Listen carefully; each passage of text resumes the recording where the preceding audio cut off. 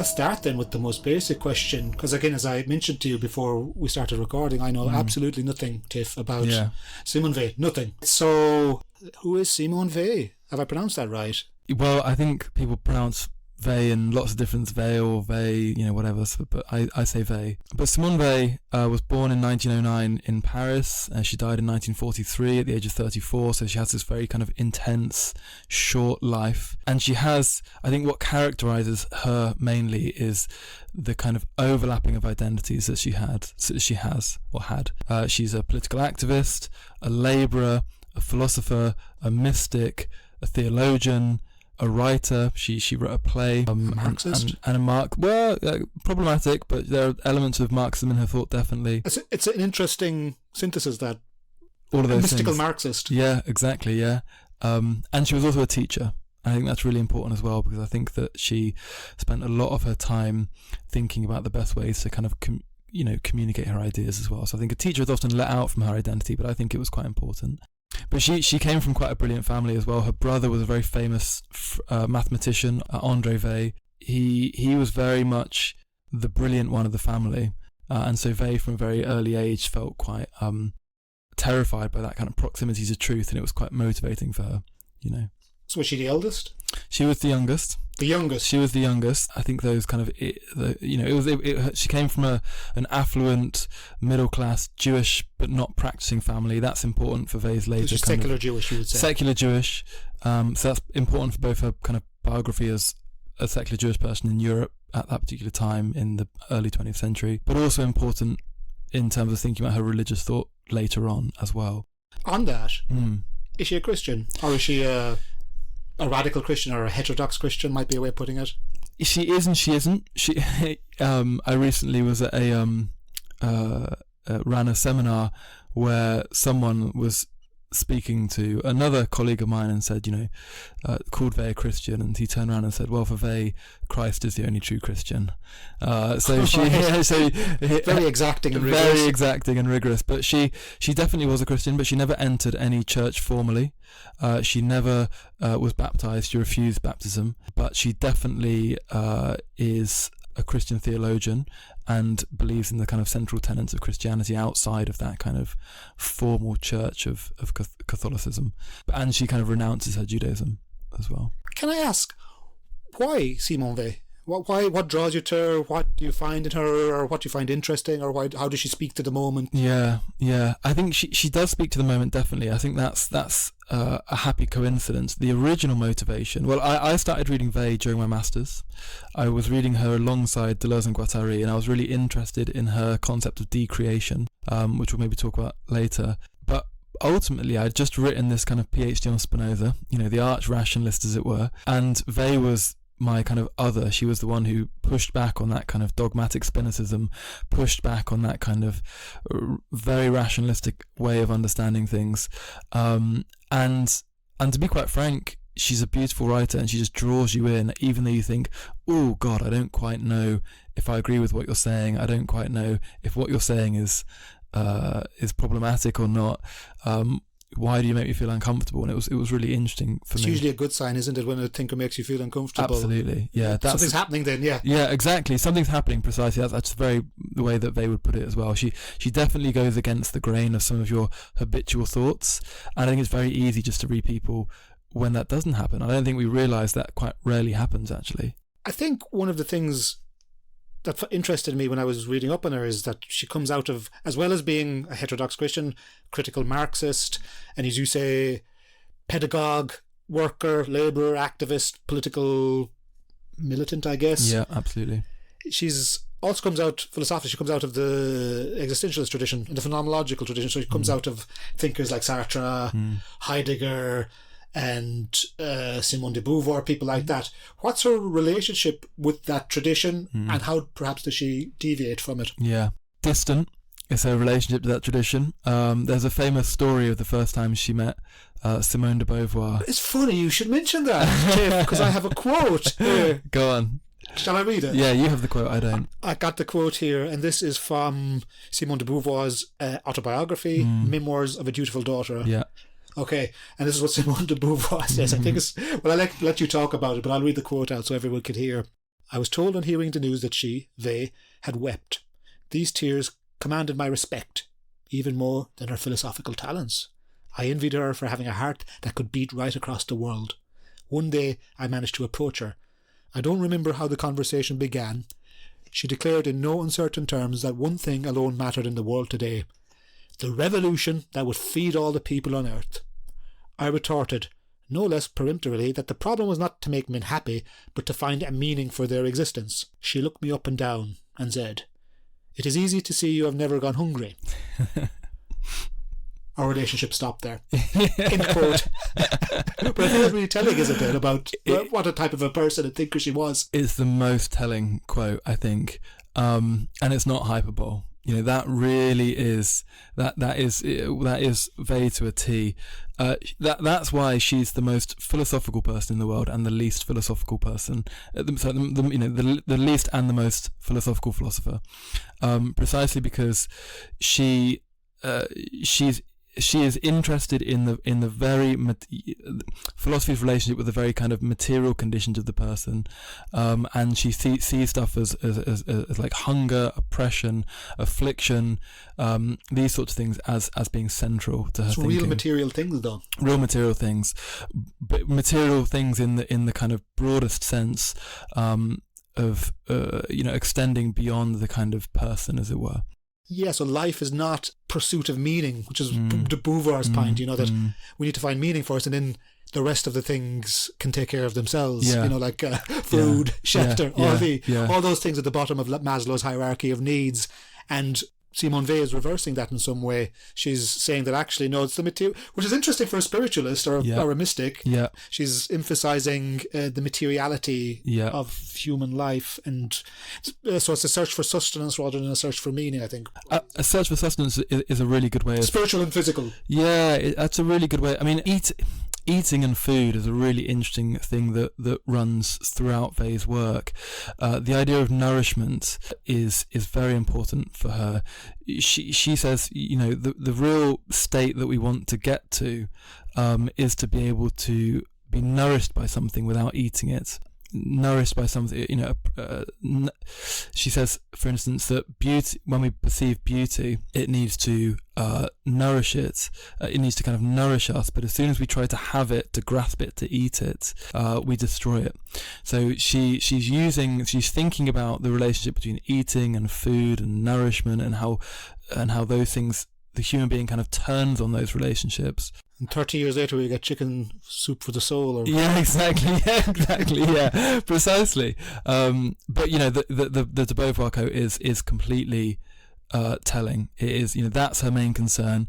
Her main concerns are kind of practical. She's looking for those real problems of the human condition that she can then take back and approach a person who's suffering and say, here's my way of kind of alleviating your suffering. So she's trying to construct a distinctive form of ethics.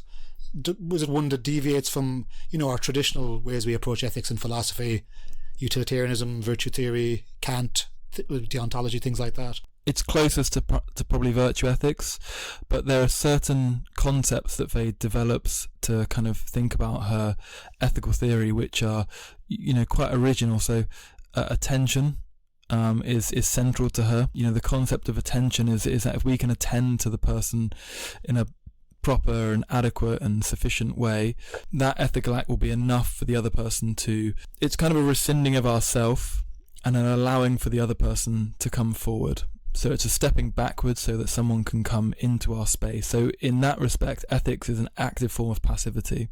It's a kind of... she likes the analogy of the lever. The lever can kind of raise something up by pushing something down. You have to go down in order to raise up. And so for her, that kind of self-sacrifice, that stepping backwards is key for ethics for Weil. An active passivity, a non-acting action, as she puts it. So the ethical is first and foremost physical. How do those two things, the question goes back to Plato, like how do you reconcile this dualism between the physical and the immaterial?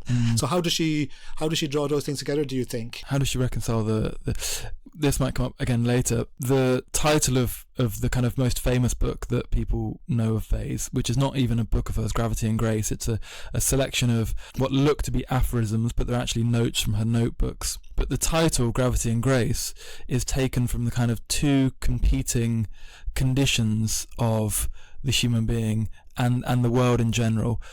Gravity represents our material rootedness, as it were. It represents necessity as such, so kind of like the order to earth, the order of nature, the causal becoming of things, the kind of obedience to kind of the obedience that matter has to matter. And grace is the other thing. Grace is that space which is that space within necessity, where we have the possibility to rise above it and the possibility for God to come into us. Basically, it's an absence. So the reconciliation of the kind of those two things can be kind of thought about in Gravity and Grace. They're not opposing, but they do have a very difficult relationship where we can fall into one more than the other. We can fall into the needs of the body and necessity and think only through those things, and we neglect to leave space for removing ourselves from that world, whilst also not removing ourselves from that world. That makes sense to me.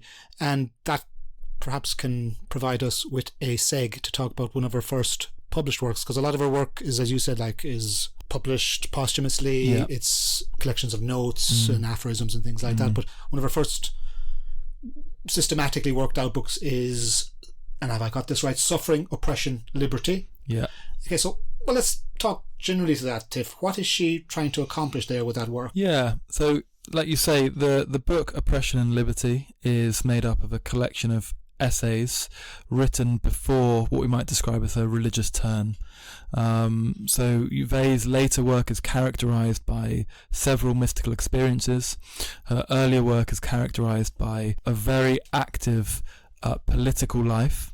It's nevertheless philosophical, because she's still writing her dissertation on Descartes and things like this, but she's grappling with Marx, and essentially in those works she's trying to understand the mechanisms of oppression and the effects of the structural forms of oppression on both the individual and society. And you can see how that manifests in both a kind of theoretical interest, but also she wants to find out how oppression works so she can take it back to the trade union activists that she's working with and say, look, this is how we can alleviate the suffering of the workers. She's not doing it just as an academic thing. She wants to go back into the factories, and she did actually take a sabbatical and went to work in factories for a while as well. And this was one of her criticisms of Bolshevism, wasn't it? It was because she basically said that they were, not without good reason, I think, she said that the leaders of the Bolshevism, your Trotskys, your Lenins, were basically bureaucrats who never worked a day in their life. Effectively, didn't work in a factory. They Absolutely. Know what it was like. And they took a lot of those people. So Trotsky, for instance, when he was in Paris, they sorted him out with lodgings, and he stayed in their family home, and they would have these blazing rows with him and really stand toe to toe with him. And apparently was the only person who could do that. It was fantastic. But yeah, the analysis of oppression is the key thing in those early works. Understanding how oppression works in the modern factory is very important. Understanding that's one of the reasons that she went off and took this sabbatical and went and worked in a factory. But like I said, all of that figuring out was done in view of kind of going back to those people she was working with, the kind of trade unions, the activists, etc., and saying, look, this is what we can do. So again, a real profound practical motivation. Very practical motivation, I think, yeah. So what are those, why put those three things together? Suffering, I can understand. Oppression, suffering tend to go together. Liberty, what does she mean by that, do you think? I mean, and also I think, Tiff, what I'm driving at there is, in terms of the question of liberty, what does she take from Marx, and how does she deviate from Marx as well? That would be interesting, I think. It's very difficult, because this early Weil in Oppression and Liberty is very different to the late Weil. So the word oppression in the early Weil in Oppression and Liberty becomes the word affliction in the late Weil. And the key difference the key move from taking that kind of Marxist vocabulary of oppression and turning it into affliction is the recognition that there aren't just kind of economic and material aspects to oppression. There are very deep spiritual aspects to oppression that the word oppression can't capture. Affliction is it takes into account the entire person, soul, body, economic, material situation, etc. And it takes into account not just that a person is oppressed economically or something like that, but that something of their soul has been kind of lacerated with the way they're being treated, that they're being treated like a thing, like matter. The factory has turned them into a thing. Weil talks about them being branded in the factory. You become like a piece of leather that's branded. You're just a thing. Which is very Marxist, that idea. So alienation or the reification of the object. Yeah, absolutely. Alienation is key. They would call it uprootedness, but it differs probably to Marx in her later conception of freedom, which, and God, Weil is so difficult because she's a contradictory thinker, as in she uses paradox, and so she'll say one thing and then she'll contradict herself, and contradiction as methodology is important in Weil. But if I was going to try and give a very basic, succinct description of her idea of freedom, it would be the idea of freedom as obedience, willful obedience. So being willfully obedient to the kind of necessity of the world is the only way that we can become free. And this is why she thinks that in work, in kind of labour and in the factory, we can't be free because our obedience to the machine is not willful at all.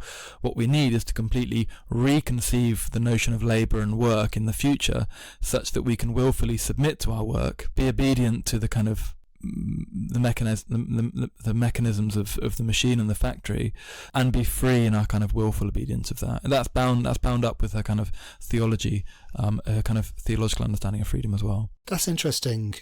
So it's not a liberal view of what freedom is, because a liberal view of freedom, in a very basic sense, I know it's more complicated than this, but the liberal view of freedom is the idea that the individual is autonomous and self-legislating and drives themselves and personal. So this is probably why she's going against the grain of modern life, isn't it? She's saying that the individual is not important, or is trivial or secondary, at least in some way, and there is an trenchant anti-individualism in her work. Absolutely. And so the question, I suppose, for me then, Tiff, is why does she reject the idea of personality in favour of something called, for her, the impersonal? The impersonal is what's important, and one of the key tenets of the formation of ethical obligation. That is really key. The beauty of Weil is she can explain things really, really simply sometimes, and sometimes incredibly incomprehensibly. But she sees a very clear alliance between truth and the impersonal. And the example that she turns to on that is, if I do a kind of mathematical sum, and I get it wrong, say I say 4 + 4 = 12 or something like that, the error bears the mark of my personality. But if I do a mathematical sum, 4 + 4 = 8, then I'm almost not there. I've just done what anyone else could do. It's a universal truth. There's nothing of me in that calculation. So error always bears the mark of the person, and that then stands in the way of truth, essentially. This is Platonism then, isn't it? Basically, yeah. She is a Christian Platonist. She read Plato as a mystic. I mean, that's one of her main things. So she's absolutely convinced that one needs to remove their person in matters of coming to the truth, and that also has a bearing on her ethics as well. One needs to remove our person in order to get to the truth of the other that we're trying to kind of understand, and that's the function of attention for her. Right. So attention then is the opposite, I guess, of what she calls attachment. So attachment, and correct me if I'm wrong and see if I'm getting this right, are, as persons, as individuals, we are attached to the world. We're attached to the material world. And that's where we are brought to earth, and I suppose we are embedded in needs, desires, worries, anxieties, all of the things that make up a life. And she thinks that one of the most important things, one of the most enriching things that the human being can do is to disattach or engage in detachment. So could you explain how that works, perhaps, that notion of detachment? Yeah, absolutely. Detachment is really key for Weil, and I think in her kind of ethics, but I think it kind of begins in her creation theology. So she has a very unique creation theology whereby she conceives of something called decreation. For her, God creates by pulling backwards, by kind of removing himself so as to allow something else to occur. So God is absolute kind of perfection and goodness, but in order to create, he needs to create those things which are full of imperfection. So humanity, time, space, matter, necessity. So the greatest act God could do, the most free act, is to create something other than himself.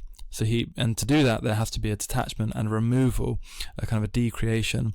Now, Weil thinks that in order to act in a similar way, that we need to remove ourselves, that we need to kind of decreate ourselves so as to allow space for others. And that's what also detachment is about. It's about detaching yourself from those things which kind of coalesce around your personality, and which are kind of calcified by the kind of imagination. Our imaginary understanding of our place in the world builds up like an ego which prevents us from getting to the other. So forms of detachment for her are all about allowing for space, for silence, for the other person, for the kind of the afflicted, the suffering of anyone to come forward. We can't actively go towards it. You need to wait and make space for someone. And that's important because, again, that mirrors the idea that God is absent in the world. You can't drive towards God. You need to wait for God to come to you, and that absence or the void is important. You've got to kind of sit with it. And she thinks that we should kind of cultivate that void, that kind of space, that absence, in order for the other to come to us, or to allow the other to emerge. And that's that's detachment, basically. Yeah, and that's also the impersonal then as well, because it puts us in conjunction with that mystical truth that you're talking about. The impersonal is. Well, I suppose that's the next question then. Why is the impersonal? Why is it sacred? Why is it holy? Why is it divine? Yeah, I mean, that's a really good question. She has this famous essay that's translated as called Human Personality. And in this essay, she says, what stops me from poking out someone's eyes? It's not that they have a right to sight. It's not, their person that's stopping me doing that, because if I was to poke out their eyes, their person would still be there. What's stopping me poking out someone's eyes, she said, is what is sacred in every human being, and that is the inalienable expectation that good and not evil will be done, that will befall us. So there is this kind of sacred to every human being that expects good and not evil to be done to them, and that is what is kind of sacred in people, but it's fundamentally not the person. The person is the bearer of rights, the bearer of a particular form, the bearer of all these kind of ideas that we get from society, but it's not what matters fundamentally. It's not why we seek to be good to people, not because of their person. It's because of that sacred expectation that we don't want to, what she calls, lacerate by acting in a bad way. And that then leads on to the question of need, I think. So there's some form of reciprocity taking place in this when we engage in impersonal thinking, or when we detach ourselves, or we try to transcend our individuality. That's enriching for us, according to Weil. That's something which it makes us more human in some sense. It's an interesting paradox that I'm slightly struggling with. I'm trying to think through, that we need to detach from our personality in order to make ourselves more human. Would that be right? The paradox is the way of describing it. Weil works, her currency is contradictions, her currency is paradox. Points in which we come across something intractable, a contradiction that which doesn't allow us to reconcile it with our intellect. That's at the point when suddenly we have to go beyond the intellect and we have to understand things through something else. So she's always thinking in contradictions.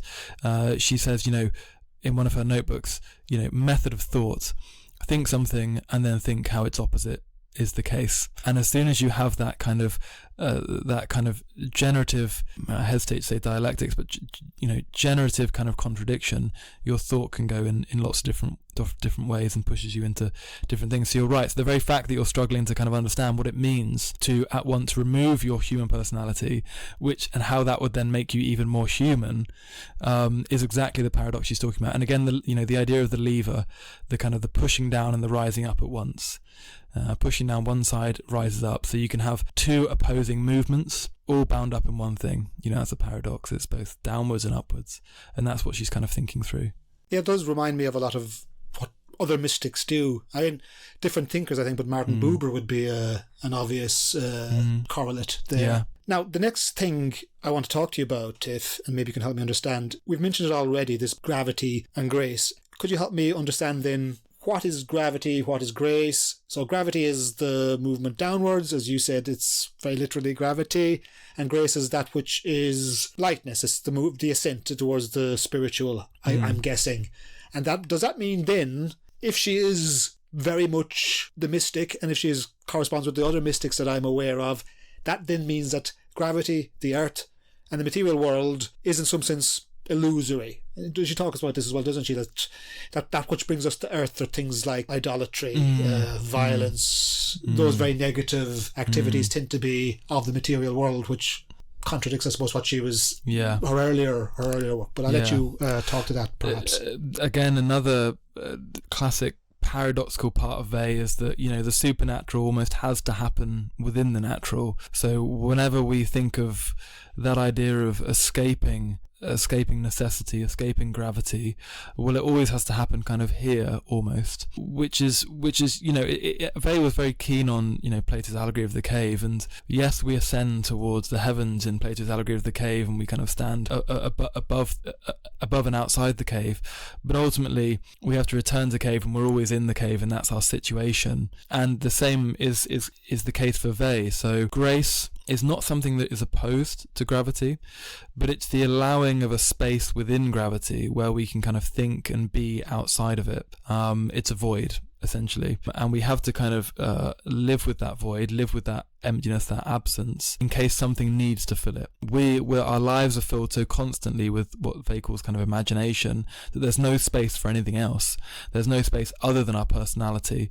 So leaving an absence, leaving a void where God can come down, or where another person can kind of demand our attention, is for her important. But that happens within the world. Weil is a supernatural thinker, but one that's rooted in the human condition, in the kind of material world of necessity. And that, all those dualisms, I suppose for those people listening, 20th century continental philosophy is always very much anti-dualistic. You think of something like Derrida, anti-binary oppositions. I think of like even Hegel. It's like he very much talks about like we need to overcome dualisms, because what makes a dualism work logically is that one side of the dualism, male, female, spirit, matter, is rendered secondary, derivative, or unintelligible. That is the discourse of postmodernism. That's you get in your Derridas, your Foucaults, your Judith Butlers.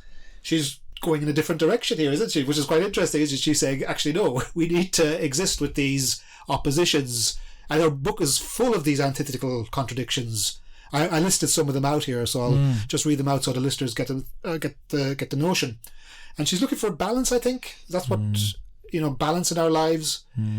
So she's talking about balance, counterbalance, action, reaction, entropy, retrogression, opposition, oscillation. All of these terms seem to, they're operative dualisms, aren't they? She's not getting rid of the two terms. They're functioning simultaneously. That's what I find quite interesting. Have I got that right? I think that's a really good way of putting it. I think that dualisms are generative for Weil. Contradiction is generative, because as soon as you solve a contradiction, you come down on one side or the other, and you lose basically the generative capacity of the kind of friction. And I think that dualism is very important to her, or contradiction, because it is just the human condition.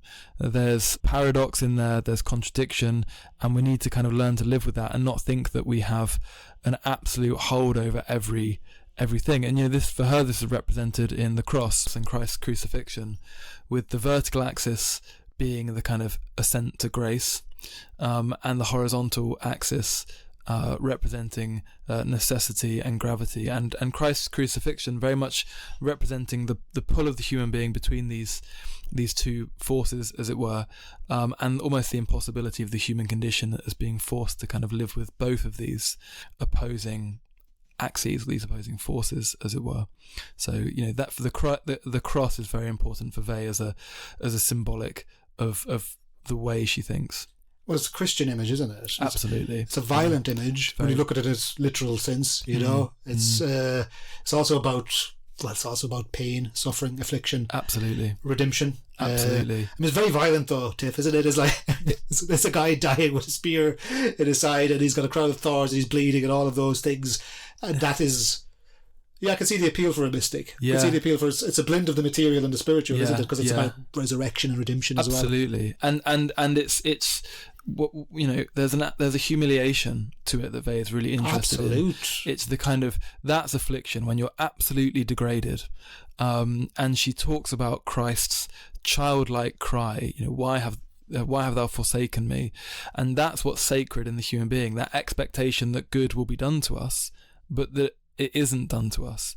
So, you know, that represents the kind of sacredness as well of the human condition, that just expectation that we will go on, believing that good will befall us, and then good doesn't befall us, and then that's painful. And that's just the nature of being a human being. Well, let me talk to you about that then. If I put on my Nietzsche hat, wouldn't Nietzsche be very critical of that? You know, this brutal asceticism, this commitment to suffering. You know, he would, I suppose, consider that to be resentful in some way. And is that something that gives you pause, or something that you worry about? Yeah. That hardcore asceticism, Tiff? Yeah, I suppose Nietzsche would think that it's a kind of a saying no to life. Right. To sort of a non-affirmation of life. But Weil thinks it's precisely in those moments of suffering and affliction where life is most clearly seen. But yes, it's a horrible thought. Who wants to be crucified? You know, in order to know what it is to be a human being. Who wants to kind of, you know, she sees a common truth and affliction are both manifestations of the same thing, essentially. They kind of are the same thing. There's a truth that is revealed in affliction that is also there when you do something, a calculation that's perfectly correct, like a geometrical, you're figuring out a geometrical problem or something. So there's basically a truth that's being exhibited in affliction, a truth of the human condition laid bare to us that she thinks is lost whenever we're doing something which our person, our imagination gets in the way of. You're stripped bare in affliction, essentially. And it is horrible. But Weil says that there are ways in which you can willfully assent to affliction, which make it generative of opening yourself up to grace and the good and truth. But there are also ways of not consenting to affliction that don't have the generative aspects to it as well. So affliction is not always good and positive. It has the capacity to bring you to truth. But if someone's doing it to you and you're not consenting to it, you're not consenting to kind of the obedience of something else, then it can't have that generative aspect and bring you to truth. So it is problematic. And yes, absolutely, I find it very uncomfortable. And troubling, yeah. Yeah. So, and there is that asceticism then, well, it's about self-sacrifice, I guess, which is a very Christian theme. Yeah, absolutely. It's about renunciation, which is a very Christian theme, or kenosis. So for the listeners, kenosis is, I'm going to say ancient Greek term, and I think it means, so it's connected to the resurrection, actually, and it's connected to the crucifixion, rather. And kenosis is about emptying. So it's like, I'm sort of reaching back into my dark past here to figure out what this is. It's about Christ emptying himself of his own divinity, right? And that's what makes him fully human. And that's what this is about. And that's very demanding, isn't it? Not everyone can live up to that, I don't think. I think this is what a lot of people struggle with Weil, is that what she demands of you as a person is exhausting. You know, is really exhausting. Weil's death was kind of shrouded in kind of controversy. Go on. She, on her tombstone, it says she died of tuberculosis, but ultimately she decided not to eat anything more than her occupied comrades in France. When she was a child, when at the age of 5 during the war, she refused to eat sugar because sugar wasn't available to the fighters. So she always tried to imitate and feel the suffering of others through like radical empathy. Yeah. Precisely, it's a radical form of empathy where you really try to feel the suffering of others through the taking away of your own material comforts. And there are lots of, Vay's a kind of, she's from a middle class, affluent family, so there are conditions in place which were allowed her never to suffer in the same ways, but nevertheless, the quote-unquote self-starvation that she went through definitely contributed to her own death. So that level of Christian exemplarity it's very difficult to not call that self-destructive. And she's in line with a lot of mystics on that. The mystics are the martyrs. The mystics, Joan of Arc, she did welcome that burning she got. Yeah. And I think self-destruction is a really interesting point, because again, we go back to this concept of decreation. Now, decreation, she says, is not destruction, because you're left with something afterwards. Destruction is destroying something and turning it to nothing. It's a total destruction. Absolutely. Whereas decreation is almost like a reforming of something. It's there's a creation involved in decreation. God gives up his entire self to give life to kind of humans, necessity, time, space, matter, etc. So he kind of decreates. And Vay's practice was a practice of decreation. Now, it probably came very close and perhaps too close. How's that different to destruction? That's what I'm interested, which is what you're driving at, right? Yeah, the difference between decreation and destruction is a really good point, and Gravity and Grace, the section entitled Decreation, opens up with Vay's own notes on this. She says, decreation, to make something created pass into the uncreated. Destruction, to make something created pass into nothingness, a blameworthy substitute for decreation. And in that sense, she's kind of making a distinction between the uncreated, the kind of completely impersonal, that which isn't kind of produced externally by the imagination of society, and destruction, which makes something into nothingness. There's nothing left after an act of destruction. So God didn't destroy himself in giving birth to the world and its things, etc. He just uncreated himself. So in many ways, Vay's not a pantheist. It's not that God is the world, but we're definitely made out of the absence of his withdrawal. But there's not nothingness, which is what destruction leads to. Yeah, I got to ask the Marxist question there, how does she help the wretched of the earth by starving herself to death? This is a very blunt question, but I'm curious to think to what end did that accomplish? Yeah. And what does Vay followers, what do they make of that? It's a brilliant question, because I think Vay would have a very, very different position in intellectual history had she continued writing beyond the war, like her contemporaries, like Sartre, de Beauvoir, Camus, etc., Bataille, who she's a protagonist in Bataille's The Blue of Noon. I don't know if you knew that. I did not know that. She's I can't remember the name, but she's a protagonist in there. She would have had certainly a different position in intellectual history. Now, how do people think? I would have loved to have seen what she'd have gone on to write. I would have loved to have seen more fully formed books. I suppose the only proper book that we have from Vay is The Need for Roots, and The Need for Roots is a very strange book that she wrote for the Free French movement while in exile in London it was being sent to Charles de Gaulle's government and so on. Yeah, she return from, like many secular Jews, she fled the Nazis to America, but she returned to Europe to help, so very much practice what she preaches. She wants to help them practically and concretely. So she returned to London, which is where she died, right? Yes, absolutely. She died in Kent. So she went to New York and then was too far away from the front line. So she returned to London. She wanted to be sent to the front line. She wanted to be sent back to France to fight and to be kind of a resistance fighter. They wouldn't let her.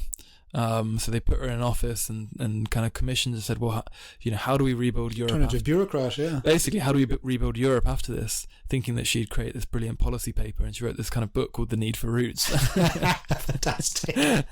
which is really uncomfortable in lots of ways. It's thinking things around about kind of nationalism and patriotism and how we can be connected to a place, how people can be connected to a place such that they don't then go and uproot others.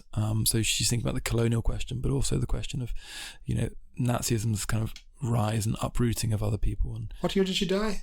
she died at the age of 34. In 1943. In 1943, yeah. And so, so going back to that question, the Marxist question, what is that level of... she decreated herself, but that's also, as far as I can see, it's synonymous with destroying herself, right?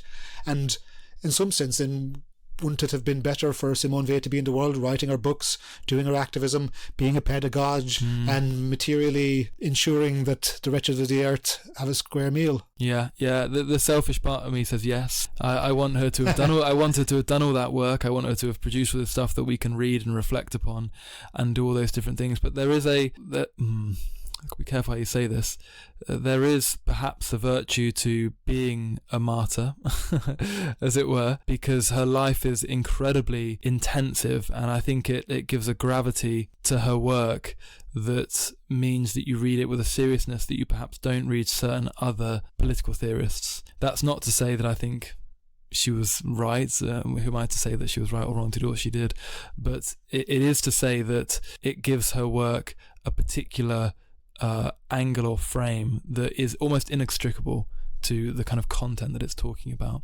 But I don't quite know how to reconcile it all. Okay. Well, let's talk about her politics then, because that would be the next thing. So you started talking there about her, in a very traditional conservative way, talking about the need for rootedness. And I suppose being, if you're a Marxist, you're going to say, well, conservatives don't own that, everybody needs to be rooted, everybody needs to feel a sense of belonging and a sense of community, say. But she's talking about rootedness in a very specific way. She's also talking about nationalism in a very specific way. Could you maybe speak to that or explain that, or talk about where she was thinking in that latter part of her life, what she was having to say about them? It's going to be interesting, really, because she is Jewish and, Jewish people are not having a very nice time, to say the least, at this point in history. Yeah, I think there's recently been a book published by Robert Chenevier in French. I haven't managed to read it yet, called Simone Weil, a Jewish anti-Semite, ? There's a question mark at the end of that. And there are lots of anti-Semitic tropes around uprootedness, and Weil's criticism of Judaism is, at the time of what was happening in Europe, was very difficult. So she's thinking through, in that kind of book, The Need for Roots, she sets out what she calls the needs of the soul. And these include things like attachment to a place, attachment to kind of a community, but also things like private property. She thinks that it's perfectly valid for people to have a place that they can call their home, and that they can take respect and love over and so on. So she has these kind of conservative, what we would now call kind of conservative inflections, as it were, that kind of develop into this, the needs of the soul, basically. That she says that all human beings need this in order to live a kind of quote unquote kind of good life that you can. And rootedness is very important to this. And I really struggle with that concept. I'm not entirely sure how she uses it properly. But if you're uprooted, that's synonymous with kind of affliction for Weil. And she sees the modern condition as very much being uprooted. And she's writing very much on the citizens of nowhere, as Theresa May said. Citizens of nowhere, but not in the way that modern liberals would say that as like of a good thing. Oh, I'm a citizen of nowhere. I'm a man about the world, as it were. She thinks that no one chooses to be like that. So that she's writing about the colonial question and the uprooting of peoples by the British and French governments. That if we had a choice, we would be more rooted. But rooted, as she says it, rooted in the absence of place. How does that work? I'm not entirely sure. It's very complicated. It's one of these paradoxes that Weil is talking about. How can we have a form of national pride almost without borders? How can we be rooted somewhere? These are the fundamental questions that we are struggling with, though, isn't it? Precisely. Yeah. And how do you discriminate patriotism from nationalism, say? Exactly. And she's thinking about those things, and she's thinking about the left and the modern kind of liberal condition can't get away with ignoring those things and talking about what we now feel very uncomfortable. If you go to a friend and they're on the left and you say, "Are you patriotic?" They'll bristle. They'll bristle. Yeah. They won't know what to say. I don't understand that, really. Yeah, exactly. Yeah. But Weil's thinking, well, no, we have to have some sort of relationship to the place that we live in. Otherwise, you all end up completely uprooted by the mechanisms of capital and the mechanisms of like the state and so on. So then, to tease out what her political philosophy is a bit more, she's also critical, I think, of egalitarianism, or maybe not egalitarianism per se, what would be the right word? Equality, or rights-based equality might be more accurate, so a liberal understanding of equality. Yeah, absolutely. She's very critical of rights. So she believes that rights do not protect anything of what is important in the human being. In human personality, that essay I referred to earlier, she says rights have a kind of economic flavour. They have a commercial flavour. They have, if you agitate your rights, you do it in a confrontational basis and say, well, actually, she says a farmer has the right to sell his eggs at a price that he deems fit.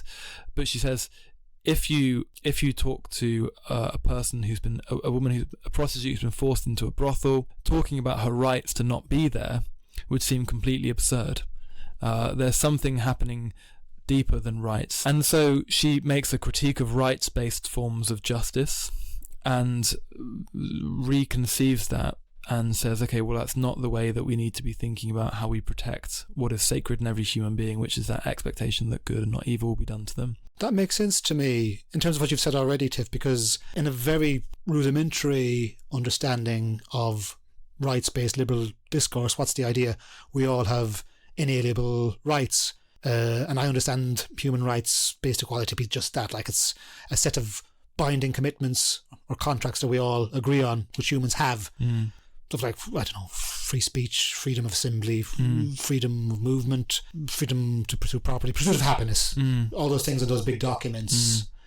And that does make sense to me because it's all something individually based, isn't it? It's all something that the individual inalienably has. You know, sure, it might be the case that we haven't lived up to those commitments in certain parts of the world, but that's where you start. That's the framework. And she would say that equality is actually too individualist or too personalist. Yeah, certainly in terms of equality, she's going to say that there will always be kind of inequities in power between people. But even when those inequities are, she says, you know, what we have to do is not necessarily search for ways of making those inequitous power relations go away. There's always going to be someone who's stronger and someone who's weaker. Rather, it's forcing the stronger to act in a more appropriate way relative to the weaker. So inequality doesn't make sense from the human condition. Some people are powerful, some aren't. Some are taller, some are shorter. Precisely. So the way of justice is to form in people the idea that they don't have to take from the weak if it is available for them to take from them, that the weak have to consent, and that there has to be more of a relationship of dignity and respect. It doesn't mean the power relation ceases to exist. It just means that it's not enforced, as it were. Like I said before, you know, if the powerful always take what they want from the weak without the weak consenting, well, there's an inequitous power relation, and that's like reinforced by the action. But if the powerful say, well, can I have this? Or, you know, do you consent to me having this? And the weak says no. Well, then there's still an inequity in power, but the justice doesn't necessarily follow from that inequity in power. The justice is done when, the injustice is done when the unequal power relation is kind of acted upon almost. Right, so it's about activity again. It's about doing for Weil, as always. It's a practical thing. And I said she's not into equality, which is perhaps a bit unfair, because she is into equality, but rights-based meritocratic equality, I suppose. So maybe we could talk about that. And from what I understand, her ideas, she talks about the political equality of the eternal, the universal, which is based, she says, on a mutual community of needs-based human obligations. So that's where you start. That's where you start, rather than saying everyone's equal. Yay, you know, which is not much good to use to the sex worker who's being coerced into working in a brothel that you talked about. Yeah. But she thinks it's more, I don't know, productive, more enriching to think about of equality as based on needs. Absolutely. The needs that people have and the obligations that we have to them. And those obligations are not because those people have rights.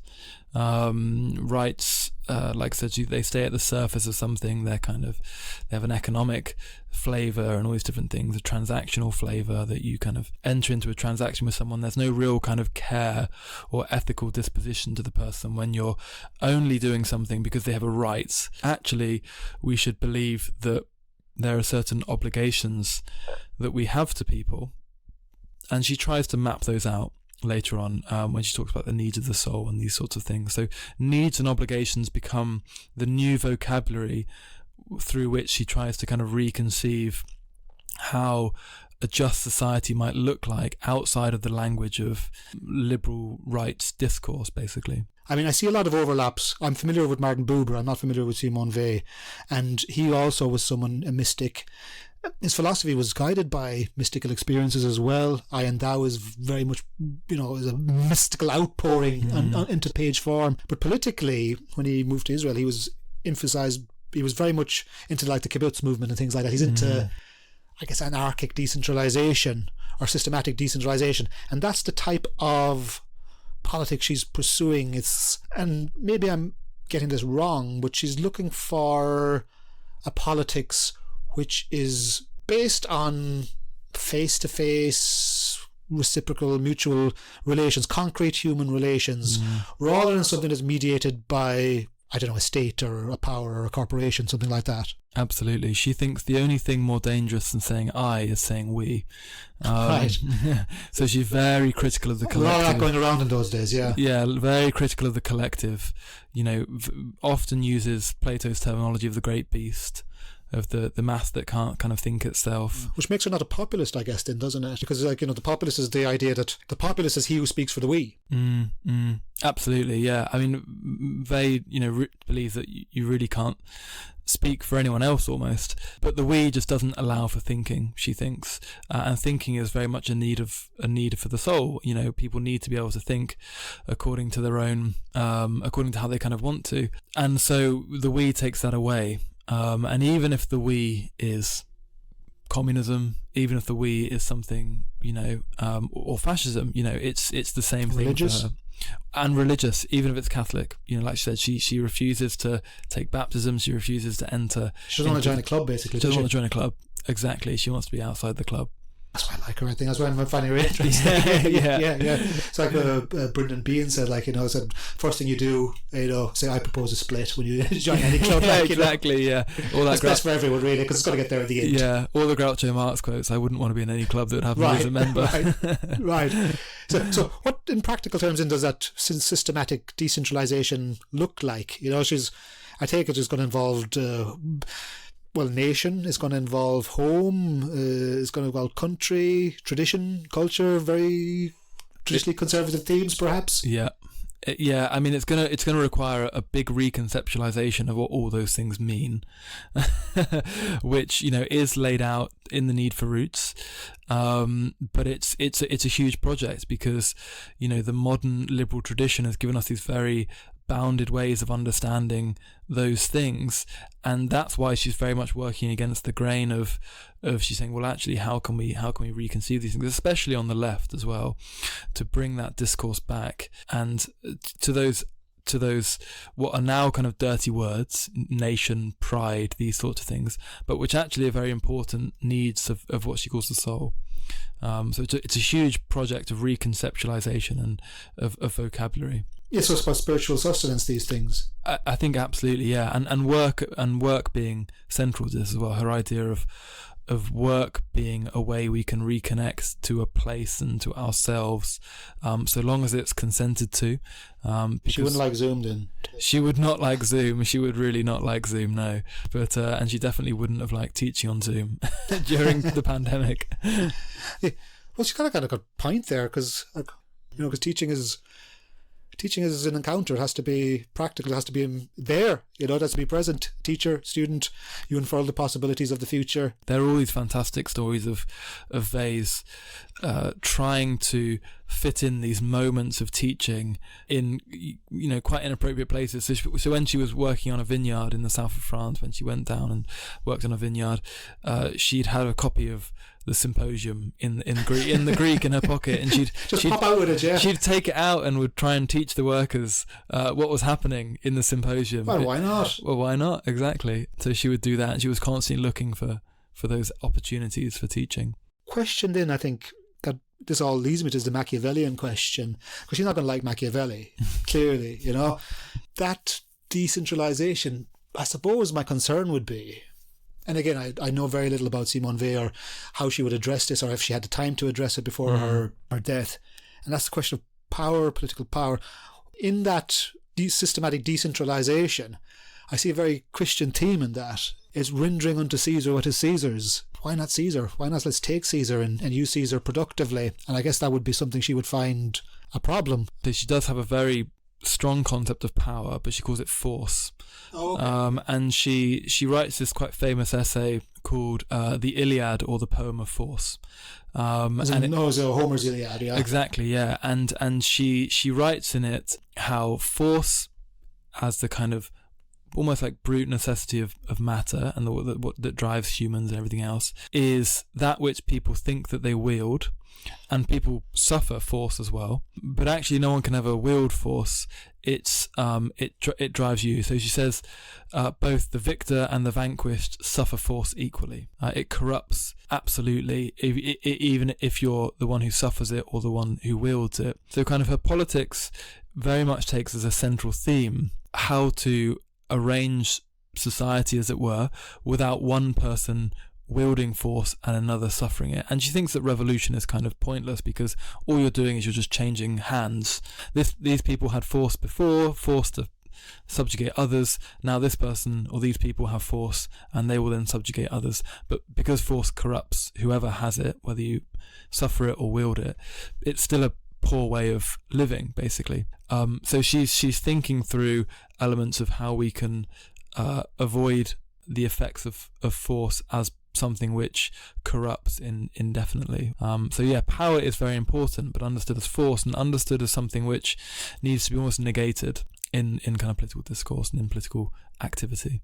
So then, to try and draw things to a close, after all we've talked about in Simone Weil, where do you see her speaking to today's debates in politics?